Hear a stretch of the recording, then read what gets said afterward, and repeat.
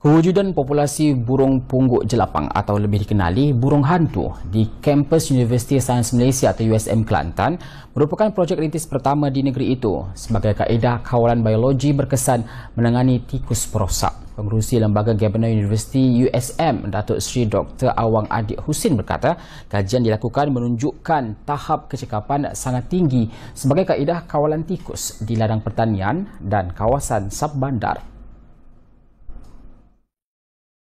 Jadi kita akan bangunkan rumah-rumah burung pungguk.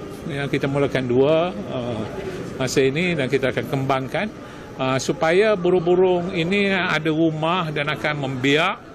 Jelasnya selaras dengan hasil kajian tersebut, usaha kerjasama UScience dan Barnaul Research Centre at USM di kampus kesihatan itu berfungsi sebagai hub pembangunan populasi burung pungguk. Beliau berkata demikian selepas merasmikan UScience Barnaul Research Centre at USM Kubang Krian dan penukaran nama UScience Healthcare sempena 25 tahun dalam industri pada Ahad.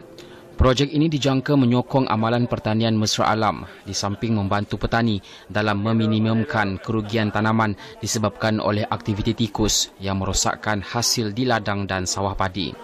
Penubuhan hub ini juga mampu memenuhi matlamat pembangunan mampan, iaitu tiada kemiskinan, kelaparan sifar, akses kepada pendidikan berkualiti, pekerjaan yang sesuai dan pembangunan ekonomi, melestarikan penggunaan mampan ekosistem darat serta memenuhi tanggungjawab sosial korporat UScience terhadap komuniti di Kubang Krian.